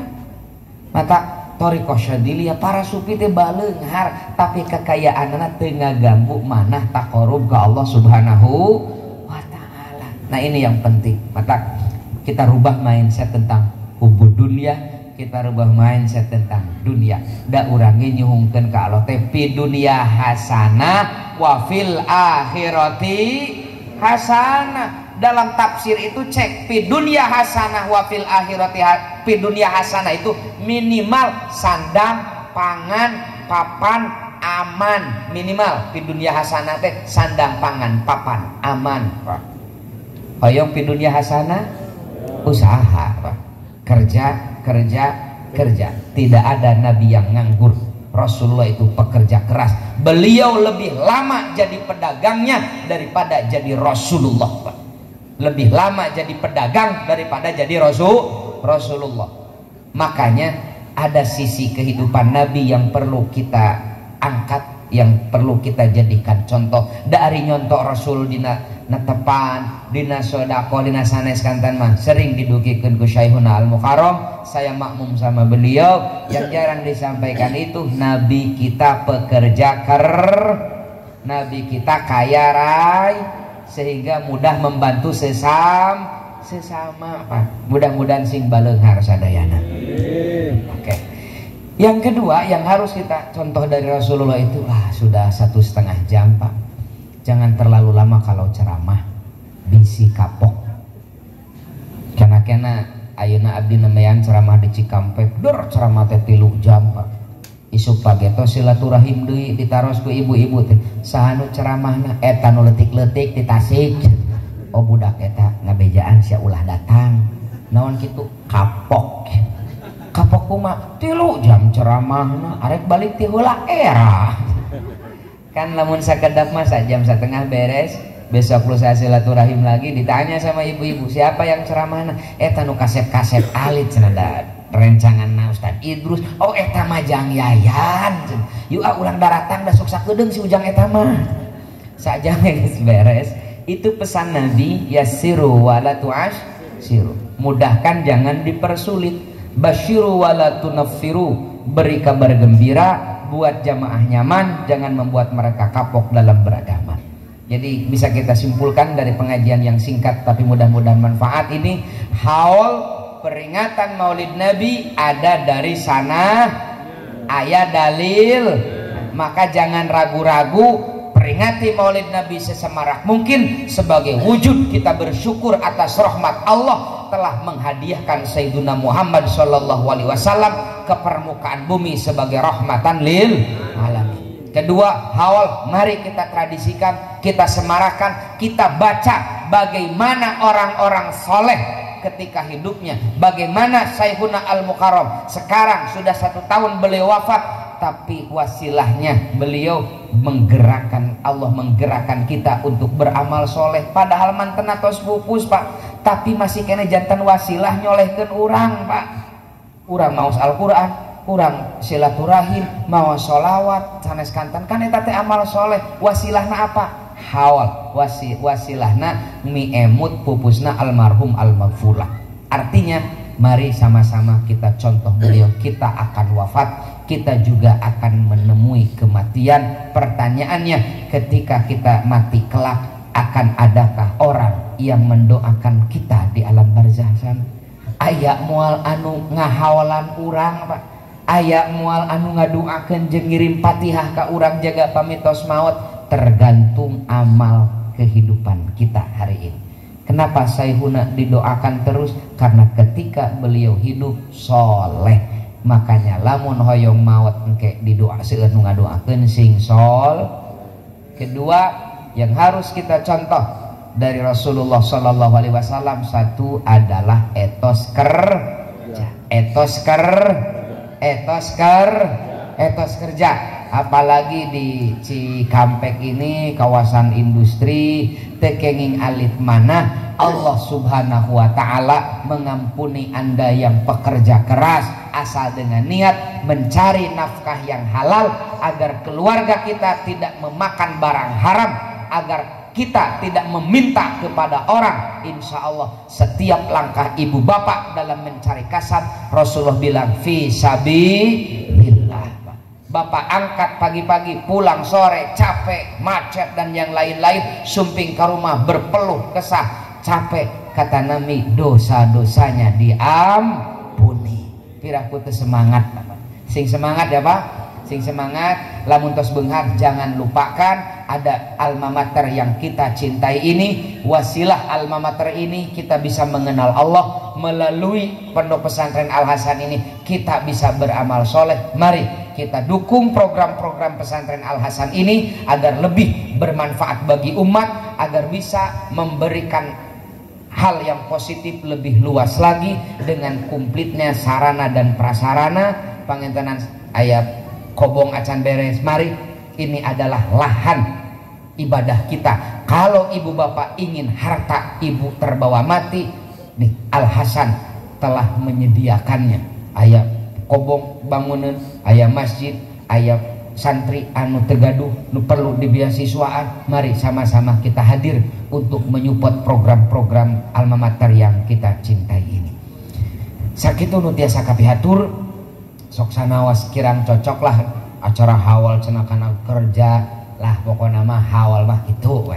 Hawal mah nyaeta urang sing tiasa sok ngalah didoakeun ku anak incu ku masyarakat jaga pami urang tos maot sing soleh.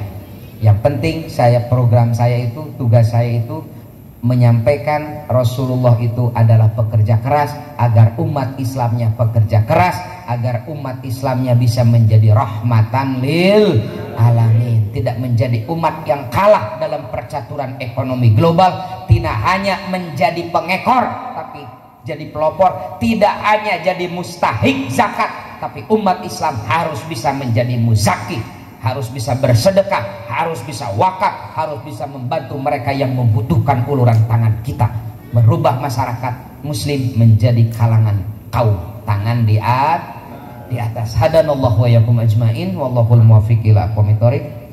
Sakan tenan doa katanya. Urang sasarangan ke doa. Mudah-mudahan Allah Subhanahu wa Ta'ala ngalimpahkeun magfirah kalih rahmatna ka Syekhuna Al-Mukarram almarhum al-maghfur lah secara khusus umumna ka urang sadayana. Mangga urang sasarangan ngadoa. Allahumma shalli wa sallim wa barik ala sayyidina Muhammad wa sallim wa radhiyallahu tabaraka wa ta'ala an kulli sahabati Rasulillahi ajmain. Alhamdulillahi rabbil alamin hamdan yuwafi ni'amahu wa yukafi'u mazidah. Ya Rabbana lakal hamdu kama yanbaghi li jalali wajhikal karimi wa 'azimi sultanik. Allahumma ighfir lahu warhamhu wa'afihi wa'fu anhu. Allahumma la tahrimna ajrahu wa la taftina ba'dahu waghfir lana wa lahu. Rabbana ighfir lana wa li ikhwanina alladhina sabaquna bil iman wa la taj'al fi qulubina ghillan lil ladzina amanu rabbana innaka ra'ufur rahim. Allahumma ighfir lana wa liwalidayna warhamhum kama rabbawna shighara. Allahumma inna nas'alukal huda wat-tuqa wal afafa wal ghina. Allahumma inna na'udzubika minal kufri wal faqri wa 'adzabil qabri. Allahumma inna na'udzubika minal hammi wal hazan wa na'udzubika minal azzi wal kasal wa na'udzubika minal jubni wal bukhli wa na'udzubika min ghalabatid dayn wa qahrir rijal. Allahumma ya ghaniyyu ya hamid ya mubdi'u ya mu'id ya rahimu ya wadud. Aghnina bihalalika an haramika wa bi ta'atika an ma'siyatika wa bi fadlika amman siwak. Rabbij'al hadza baladan amina. Rabbij'al hadza baladan amina. Rabbij'al hadza baladan amina warzuq ahlahu minas samarat. Rabbana atina fid dunya hasanah wa fil akhirati hasanah wa qina adzabannar. Bifadli subhana rabbika rabbil izzati amma yasifun wa salamun alal mursalin walhamdulillahi rabbil alamin. Assalamualaikum al-ijabah bi barakati bil Qur'an. Al-Fatihah. Alhamdulillahi rabbil alamin arrahmanir rahim maliki yaumiddin. Iyyaka na'budu wa iyyaka nasta'in ihdinas siratal mustaqim siratal ladzina an'amta 'alaihim ghairil maghdubi 'alaihim waladdallin. Hadanallahu wa yakum ajmain wallahul muwaffiq ila aqwamit thoriq. Wassalamualaikum warahmatullahi wabarakatuh.